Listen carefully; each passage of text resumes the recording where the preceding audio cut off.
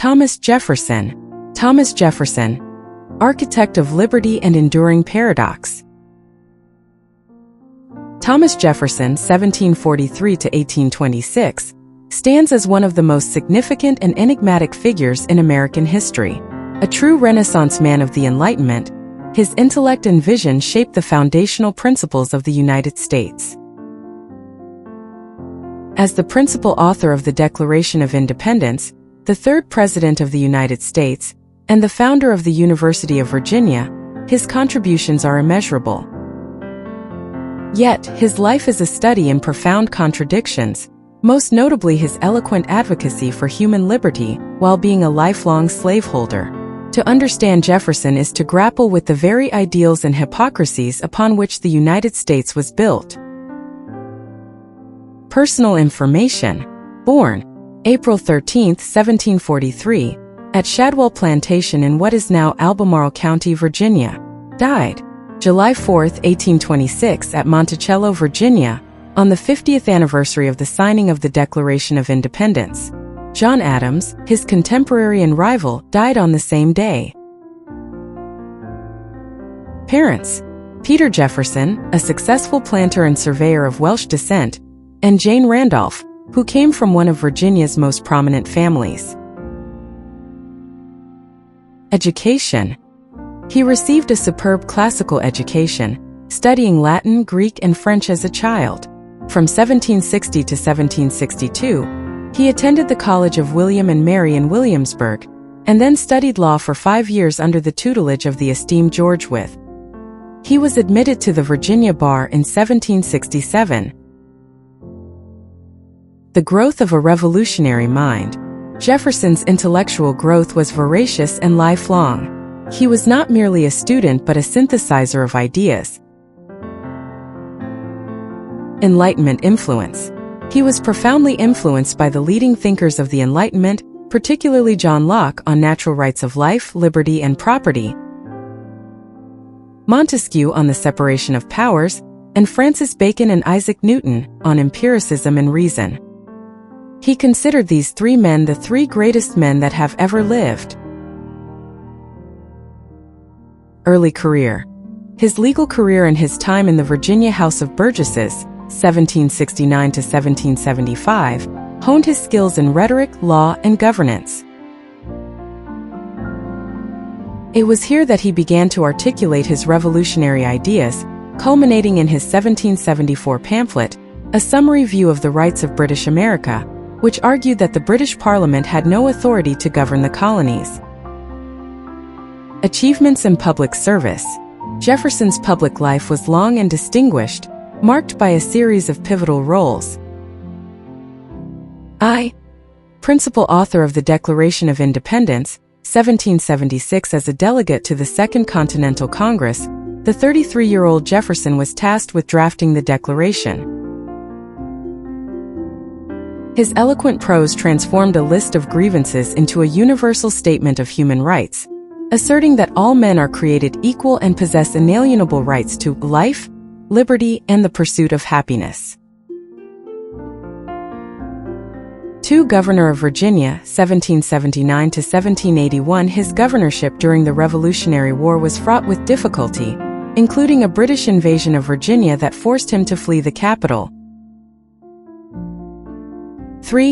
Author of the Virginia Statute for Religious Freedom, 1786. One of his proudest achievements, this statute disestablished the Church of England in Virginia and guaranteed freedom of conscience to people of all faiths and no faith. It was a revolutionary concept and a precursor to the First Amendment. 4. Minister to France, 1785 to 1789. Succeeding Benjamin Franklin, Jefferson served as the American ambassador to France.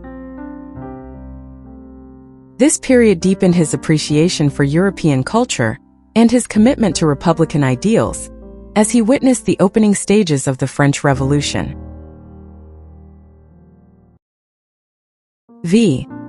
First Secretary of State, 1790 to 1793. Under President George Washington, Jefferson clashed ideologically with Secretary of the Treasury Alexander Hamilton.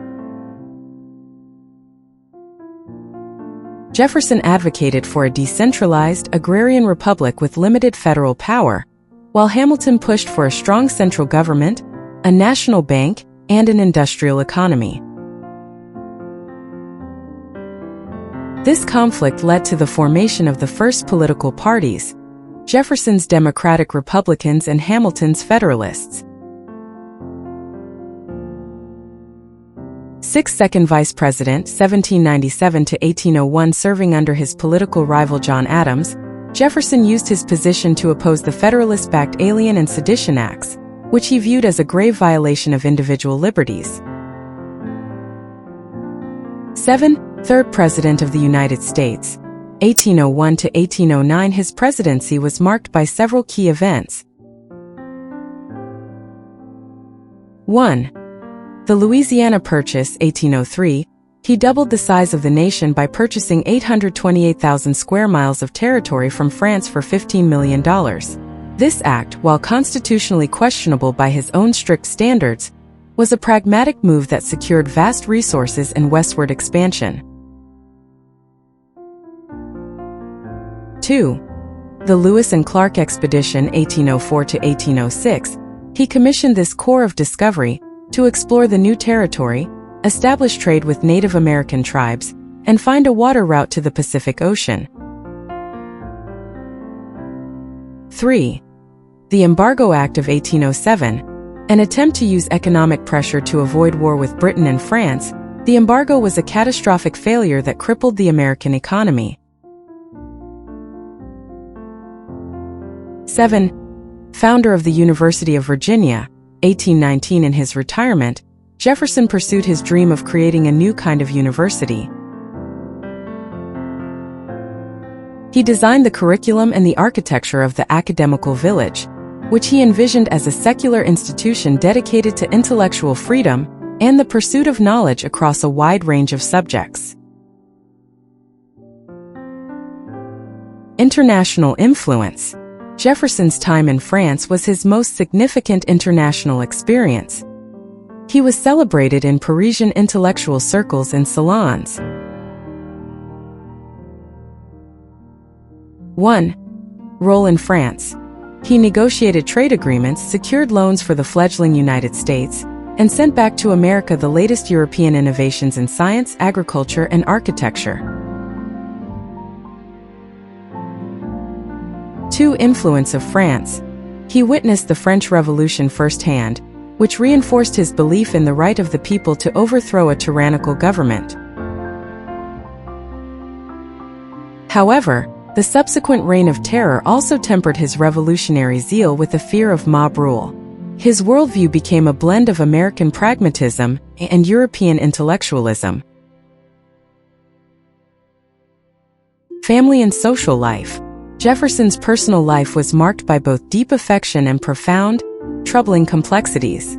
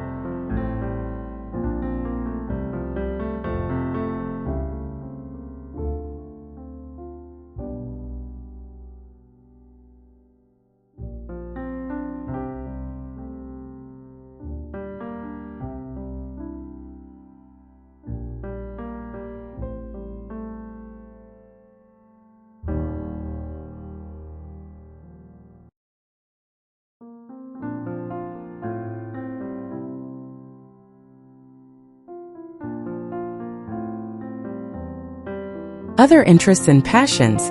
The polymath. Jefferson's interests were nearly boundless.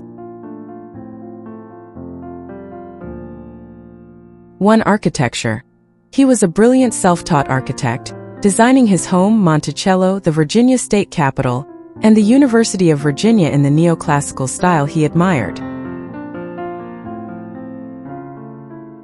2. Agriculture and botany. He was a scientific farmer, constantly experimenting with new crops, soil conservation techniques like contour plowing, and garden designs. 3. Books and linguistics. He was an obsessive book collector. After the British burned Washington, D.C. in 1814, he sold his personal library of over 6,400 volumes to the government, which became the foundation of the modern Library of Congress. He could read and write in multiple languages and compiled vocabularies of Native American languages. Science and invention. He was president of the American Philosophical Society for nearly 20 years. He was fascinated by paleontology, studying mammoth bones, meteorology, keeping detailed weather records, and invention, designing a new type of plow and a polygraph machine for duplicating letters. Theories and political philosophy. Jefferson's political philosophy is the bedrock of American liberalism and republicanism. 1. Republicanism. He believed in a government derived from the consent of the governed, with power vested in the people, not a hereditary monarch or aristocracy. 2. Individual rights. Central to his thought was the Lockean concept of natural, inalienable rights. He believed the primary purpose of government was to protect these rights. 3. Agrarianism. He idealized the yeoman farmer, the independent, self-sufficient landowner, as the most virtuous citizen, believing that dependence on others for one's livelihood corrupted the political process. He was deeply suspicious of urban industrialization and finance. 4.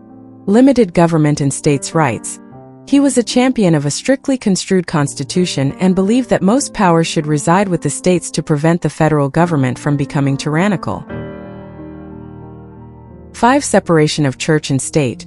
He was a fierce advocate for religious freedom and believed that religion was a private matter between an individual and their God, in which the state had no right to interfere. Key quotes. Meaning and implication. I. We hold these truths to be self-evident, that all men are created equal, that they are endowed by their Creator with certain unalienable rights, that among these are life, liberty, and the pursuit of happiness. Division times meaning. This is the moral and philosophical core of the Declaration of Independence. It posits that rights are not granted by governments but are inherent to human existence. The substitution of pursuit of happiness for Locke's property was a revolutionary step, suggesting that human flourishing and well-being are legitimate goals of a just society. Division times implication. This phrase has become the single most important creed in American civil life, invoked by abolitionists, suffragists, and civil rights leaders to argue for the expansion of liberty and equality. 2. I have sworn upon the altar of God, eternal hostility against every form of tyranny over the mind of man. Division times meaning. Written in an 1800 letter, this quote encapsulates his profound commitment to intellectual freedom, freedom of conscience, and freedom of speech. He saw tyranny not just in oppressive governments but also in religious dogma and any institution that sought to control thought. Division times implication. This principle guided his fight for religious freedom and his vision for the University of Virginia as a place free from religious and governmental control. 3. The tree of liberty must be refreshed from time to time with the blood of patriots and tyrants. Division times meaning. From a 1787 letter regarding Shays' Rebellion, this is one of his most radical statements. It suggests that periodic rebellion is a necessary and healthy part of maintaining a free society, serving as a check on government overreach. Division times implication. While often quoted out of context to justify insurrection, Jefferson saw such rebellions as a last resort, and a sign that the government was failing its people. It reveals his deep-seated fear of tyranny over his fear of instability. Influence on psychology. While not a psychologist, Jefferson's ideas had a profound, indirect influence on the field's development, particularly in its American context. The pursuit of happiness. This concept prefigures key ideas in humanistic psychology. Thinkers like Abraham Maslow with his hierarchy of needs and self-actualization, and Carl Rogers built upon the idea that humans have an innate drive to grow, improve, and achieve fulfillment. Jefferson's phrase enshrined this psychological quest as a political right. 2. Reason and education. Jefferson's unwavering faith in human reason and his belief that education was essential for a functioning democracy align with the principles of cognitive psychology. He believed that an educated citizenry could reason, make sound judgments, and overcome prejudice, a core assumption in therapies that focus on changing thought patterns to improve well-being. 3. Innate morality. Jefferson believed in an innate moral sense, an idea shared with Scottish Enlightenment thinkers.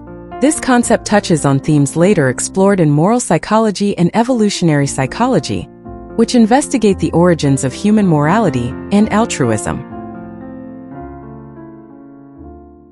Legacy. The enduring paradox. Thomas Jefferson's legacy is as complex and monumental as the man himself. 1. The Apostle of Liberty. He is revered for articulating the ideals of American democracy. His words have inspired liberation movements around the globe. His vision for a nation of educated, free-thinking citizens and his advocacy for religious freedom and scientific inquiry remain profoundly influential. 2. The slaveholding founder. Simultaneously, his legacy is permanently stained by his ownership of over 600 enslaved people throughout his life and his failure to lead the nation toward abolition. He knew slavery was a moral depravity and a hideous blot, yet he profited from it and did not free the vast majority of his slaves, even upon his death. This contradiction makes him the central embodiment of America's original sin. Conclusion.